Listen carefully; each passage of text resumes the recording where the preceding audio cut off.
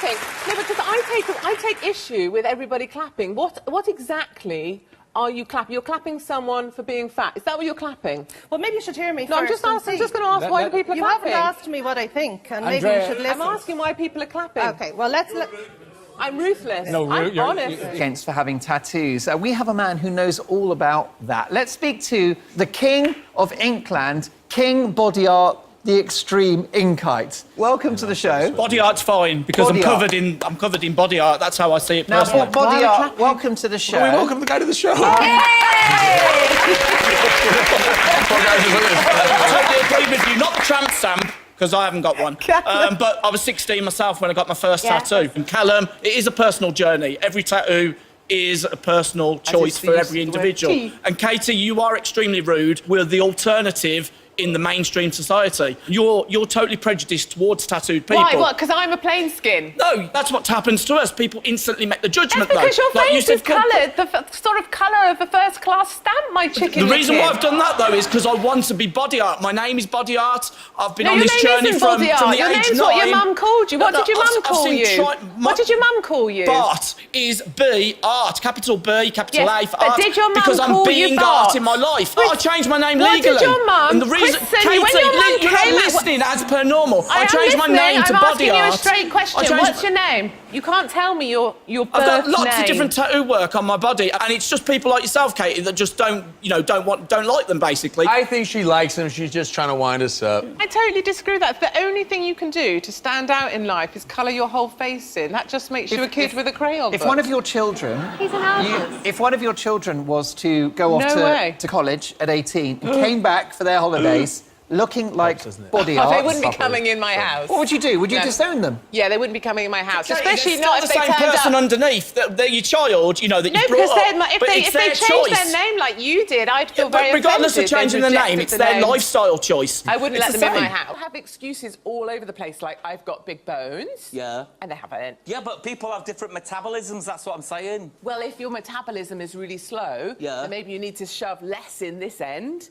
so that you don't get fat. No, I'm going to answer. I am going to answer if we let me answer, of course. And the thing I would say is, you know, there are hard things that are said. I wasn't the biggest fan of your sister on Celebrity Big Brother, and I was a massive supporter of Jim Davison. I suppose adversaries, you have to pick your sides. Absolutely. And I was always Team Jim. 15 A's, 24 C's, 7 B's. Now we have the rules of parenting, and for me, AP, attachment parenting, is just one step away from CRAP, crap parenting. And I think it's really important that we recognise that we do have children, but we are the parents. But Katie, you come on here to be controversial. You've spoken for quite a long time, Peaches, so I'm just going to speak for a moment. Your shot for the minute. We've got to let her talk. But literally... Then Europeans themselves are committing crimes, that there's no room, that they are an economic burden. All of these kind of things are myths and fables and hysteria and hate and prejudice that the likes of Katie and the far right are very, very happy to peddle. Katie, surely you must agree with that in some sense. You can't believe that all immigrants are criminals and rapists. They're no worse than anybody else, surely. I think there's no way, there's no chance I'll ever agree with a single word that comes out of Mo's little face. You know, ultimately, what he loves to do is sling a label around: xenophobe, far-right, Islamophobe. Get ready for it, because he loves to label people. I'm not from the far-right. You know what? If the label sticks, wear it, Katie. If the label sticks, wear it. Do you mind? Do you mind, Mo? You can throw labels all you want, but they mean nothing to me. I'm a hard-working British taxpayer, and taxpayers do not want to fund migrants who are coming to our countries and show no gratitude whatsoever for the fact that we have welcomed them in. We had a situation on New Year's Eve where 500 women were assaulted in one way or another, and the police said, do you know what, the evening passed off calmly, the evening passed off well. This whole idea we have to repress bad stories about migrants, and we can only speak about them in terms of kind of ultimate welcome, and we can only speak about migrants with reverence. I don't buy into that one jot. And just because, as Mo says, women are attacked in the UK doesn't make it right. More rapes do not make it right. They make those rapes wrong, but they make rapes by migrants even worse. But a Katie, guy raping a 10-year-old and saying it was because he hadn't had sex for 4 months. Are you really defending that, Mo Anza, because you should be ashamed. Do you Stop saying believe my that name. immigrants are more likely to commit criminal acts than natives? Is that what you're saying? Absolutely, I'm saying that. It's shown to be true in the statistics. I think culturally the two don't map together. They have no respect for white women whatsoever. They do not have respect for me. I'm a dirty Kafir as far as they're concerned. They call me a whore and they'd be happy to use me at their will. And I don't want myself nor my daughters exposed to those type of gentlemen. And gentlemen they are not. I assume you've got some response Katie, to that, man. I'm the son of... He has nothing. He has nothing I'm but the labels. son of... I'm the... Katie, don't shout over the top, dear. Have some respect. This is the British democratic values and liberal values, Katie. Katie, at the end of the day, I'm British, I'm a Muslim, I'm the son of an immigrant, I'm married to an immigrant, my father's an immigrant. I won't keep on going on about immigration. That's fantastic. Katie, the kind of hate and hysteria that you peddle Do you want an award is the for being kind a of stuff Muslim, Mo? that gets people... The kind of hate and hysteria that you peddle is the kind of stuff that gets you sacked from your column, all right? The kind of hate and hysteria that you peddle is the kind of stuff that gets you chucked off this morning. Katie, the point is that people won't listen to you anymore. You don't have a credible voice. You have far more... Well, whether you've been sacked or not, the point is you don't work for them anymore, Katie, right? Mo, Katie, you speak for the likes of Tommy Robinson, I'd just like to ask Katie... Katie's an extremist. Mo, let me just ask Katie a question. She's made it very clear that she doesn't want immigrants coming across to the UK. What I would ask is, because there was a UN report, it was just over a year ago, but things haven't changed so much in terms of age groups, that more than 50% of immigrants, refugees around the world are aged under 18, that almost 40% of them are under 11. You've got children. Surely you must think that it's a good idea to help children, and there's a large percentage of them who need help and need protecting from war zones, from threats to their lives. Of course, and you can put your violin away now, but frankly, I think what's really important is that we send financial aid to Syria in order to try and keep people in location. We look after them in location and they can return to the country that they love. I don't think leaving the country that you love in order to make a perilous journey across the Med is the right solution. I would never put my child in an inflatable without a life jacket, or a life jacket that doesn't work. Katie, in World War II, when Britain's children were in danger, we sent them. If you talk over me, Mo, I'm going to talk over you. No, this is Neil in the studio. Katie, I just want to pick up on a point that you said. Over you too, then. I would just like to pick up on a point that you said, please. You're talking about children. In World War II, Britain evacuated its children from the cities to the countryside. It considered them to be in mortal danger. They didn't say, oh, let's send them some aid and they'll be OK. Surely you must understand that moving children to safety is important. I do, and that's why we've just given €3 billion to Turkey to say, look, Turkey, we need your help, we need you to build accommodation, we need you to build schools, and these children need to be in schools. But once you've reached a safe destination, you need to stay there, and it's the reason we've given them so much funding. What you don't want to do is put your small baby into an inflatable where they will die, and you don't need to come to Greece, and you don't need to come to the mainland of Europe. Now, what we have a problem with, given that you mentioned World War II, is Germany is so desperate to make up for its past that it feels that it has to welcome all migrants, and that's the very reason they started coming here. We have turned a trickle into a flood, and that flood has to be stopped, and I don't see many people, including Mr. Anza, with any solutions to the issue. What are you going to do to cat and get rid of it? I'll just be a chubber for life, but which would be really bad. It might be hard to get rid of. Yeah, that's what everyone does. They go, ooh, wouldn't it be brilliant if that fat cow couldn't lose it? It's a columnist for the Daily Mail Online, and she joins us now from our Plymouth studio. Welcome to the Daily Politics. Now, you supported Donald Trump's words on this, but you also said it was totally impractical to do. So how do you square that? I think what I was saying was that I support the ideas behind what he's trying to do. You know, ultimately, Donald Trump is trying to show true leadership. The Americans felt very let down by what Obama said some 2 days after 14 people were gunned down. And I think in that kind of vacuum, what you see is Donald Trump stand up and at least say something that sounded like he wanted to protect his nation, protect America. And that's what I stand behind, is we need strong leadership at these times. And I'm actually personally a little tired of your BBC bias, which of course keeps telling us that most people support banning Trump from the UK, whereas actually it's only 500,000 people clicking on a mouse. When did I say most people are in favour of banning? Well, you went through a long list, didn't you, of Boris Johnson, people clicking on a petition. Yeah, but when lots did of I say most figures. British people? I have no evidence Well, let's for the talk views about of the most people British people. So let's come back, instead of saying Let's things talk about about the me which people. aren't true, let's come back to what you Let's talk about the people say. who So do let me ask you support this. what Trump Hold on, says. I asked the question, so let me ask you this. You said that what Mr. Trump said is, quote, a lot of hot air. Why is that showing leadership? How is hot air leadership? Because sometimes, in times of real difficulty, in times of fear, what you want from your leadership is to say, we are not going to tolerate this. We are going to protect our country. And that's what Donald Trump has done. And actually, if you look around you outside of the bubble that you guys are in, actually, people are fearful. I work with people in London that ring their families on a daily basis to check they're okay.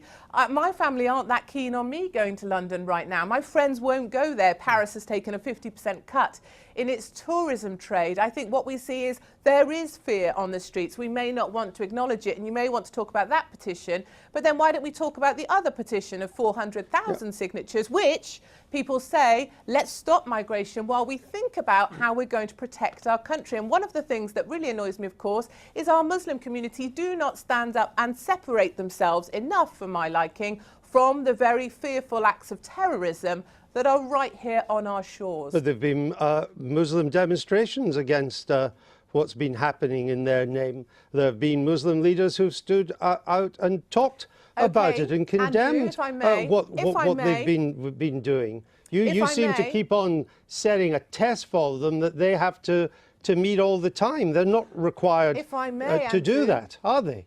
But why is it then, Andrew, when two families in Luton disappear to ISIS, no one knows anything, not the imam, not the local community, nobody that they hang out with, no one knows nothing. They simply up and vanished. People and no disappear all the time and they don't know this? what's going on. Just speak to the police about that. Your teenagers are disappearing all the That's just hot air time. and froth, Andrew. I think what we see and what we are disappointed by as a British public is a lack of pushback from the Muslim community. What we don't see is people within those communities where we do lose people to ISIS. We don't see them standing up and saying, yes, they were my neighbour. Yes, I'm cross they've gone. Yes, it was a terrible thing. Okay. I don't know how they got radicalised, but here might be a reason. All and right. I don't think we see enough of that, Andrew. If Mr. Trump got his way and Muslims were banned for a period from entering the United States, how would you enforce it?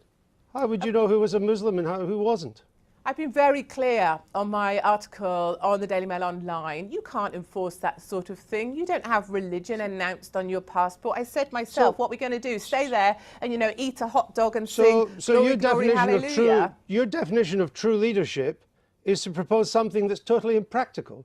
No, my definition of true leadership is be able to stand up and say, we're not going to tolerate that. And propose something that you admit cannot be implemented. Of course, you can knock the specifics, but actually what he's But trying to do is that was the specific. That was the one thing he proposed. And you've now admitting it could not be implemented, correct? Andrew, he has got millions of supporters in the US. That's not what I'm asking you. His poll ratings have just risen. And I think if you ask the British public, there's a lot of people behind the kind of sentiment that Donald Trump is expressing, is that we will not tolerate being taken over by forces that make us fearful to live in our own country. And his answer to that, a man who would be president and leader of the free world, is to propose something that even you, his greatest British supporter, admits is totally impractical. I never claimed to be Trump's greatest British supporter. No, what I will do, you are calling me that, Andrew, and I will call you a number of names in return, but I'm better than that. So instead, I'm going to stand up for British people who do have some strength of agreement with Trump's sentiment, who are clicking on an alternative petition, Andrew, which the BBC aren't speaking about, which says they do not want any more immigration into the UK until we can control the fear we feel in our own towns and cities. From what we know of British public opinion on this issue, the latest polls suggest about 2/3 of British people don't agree with Mr. Trump. I still would say to you, Andrew, you know, yesterday I was quoting figures of 25% of British people stand very strongly behind him. So you're now giving me an extra percentage there. So a third of people stand strongly behind Trump, and I don't see that message. No, that's not how polls work. 2/3 are against him. A smaller percentage don't know, and a smaller percentage are in favour of him. It's not 2/3, 1/3. That's not how polls work. Just before the general election, your polls told us it was neck and neck, that absolutely we didn't know who was going to be in number 10. Sorry, we don't. The BBC doesn't have polls, Katie Hopkins. I mean, I know you don't like us very much. BBC doesn't have polls. The one poll it did have actually got the election spot on. On the night. But let me ask you this. No, I want to say something, Andrew, if I may. You've I would said... like to say something, if I may. No, I want to ask you an important question of something that you've written. You've said that we've gone too far in regards to the Muslim population and, quote, we've lost control of vast swathes of our country. Where are these vast swathes?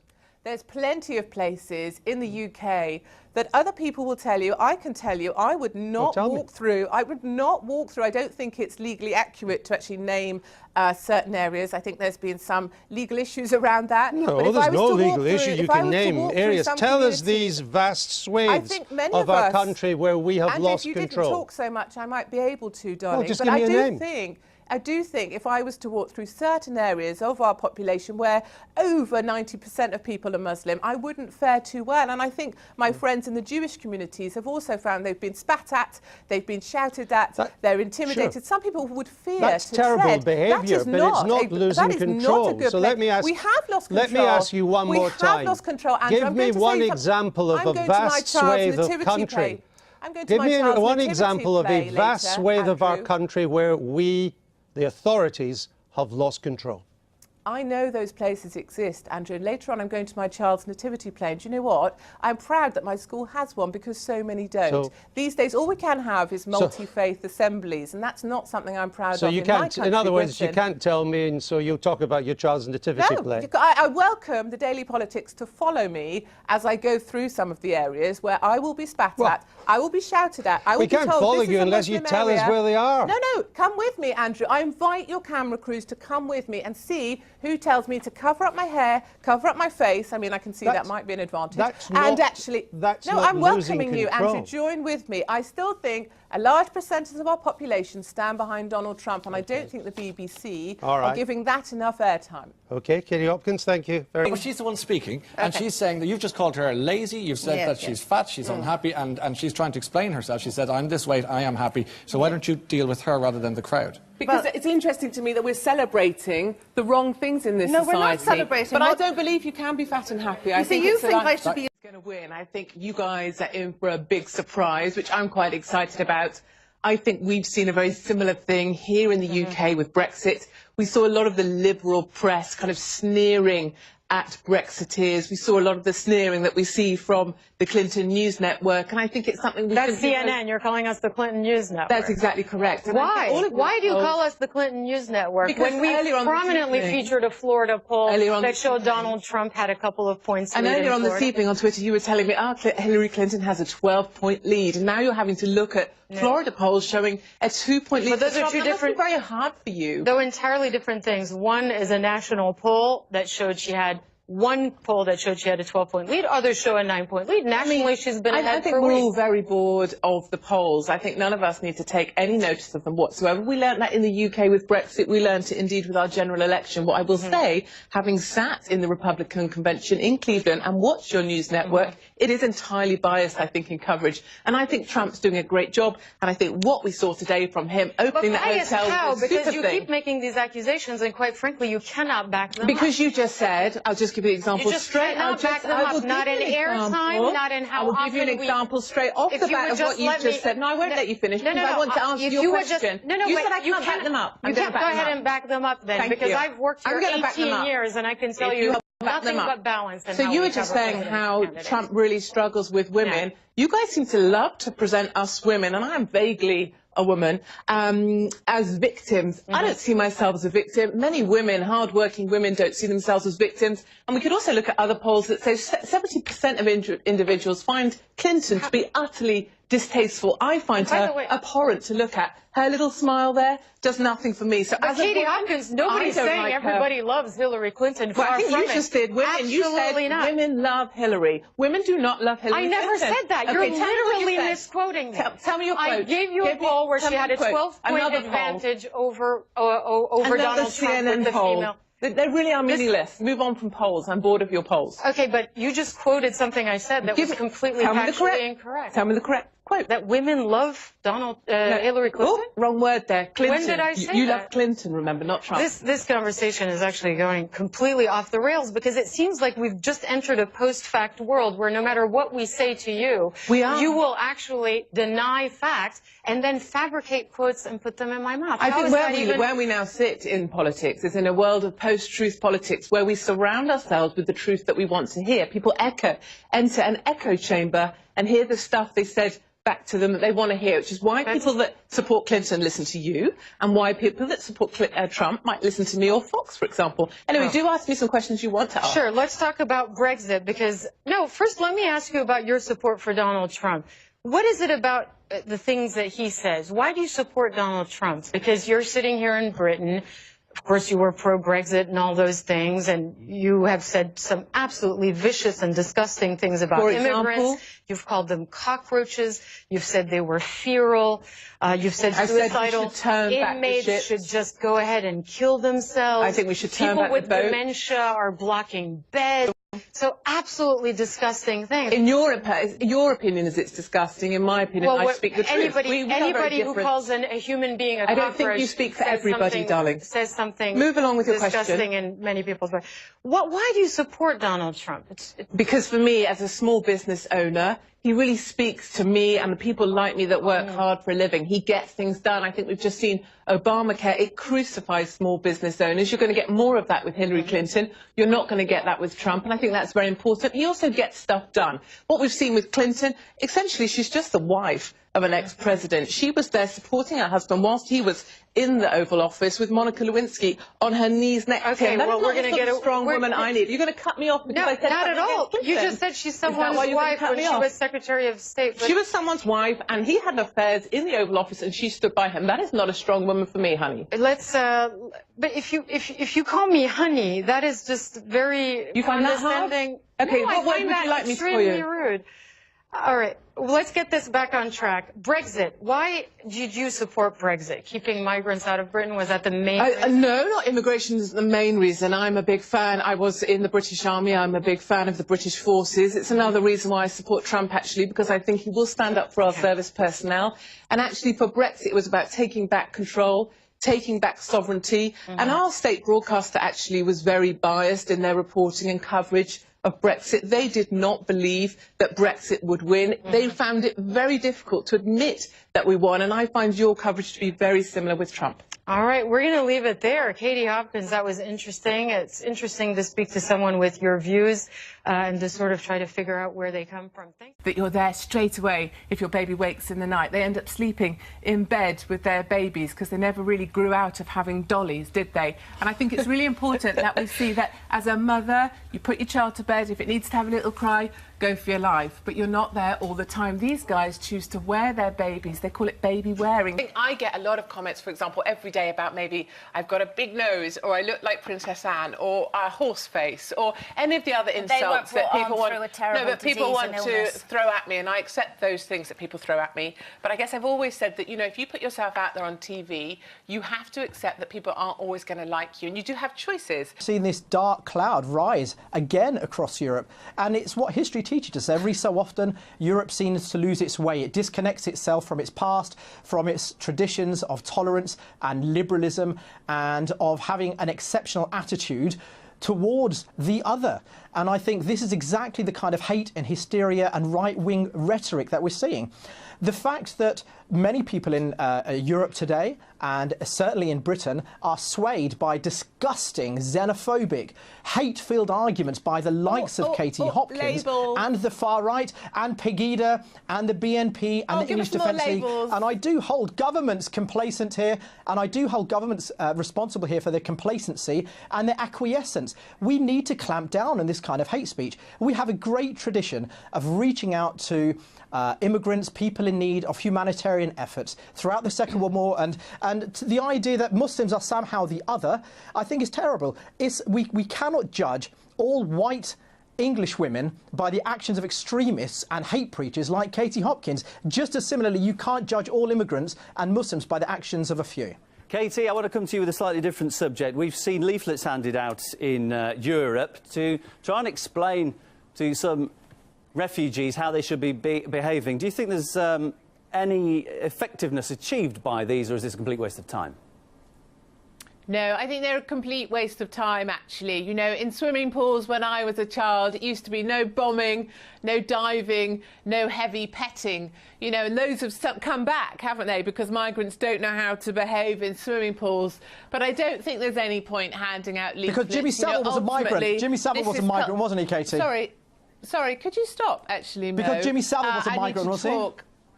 Would you mind not talking, Mo, because I'm talking, and actually it's my time to talk. So I don't think handing out leaflets is helpful. Katie. Because this is, would you mind, Mo?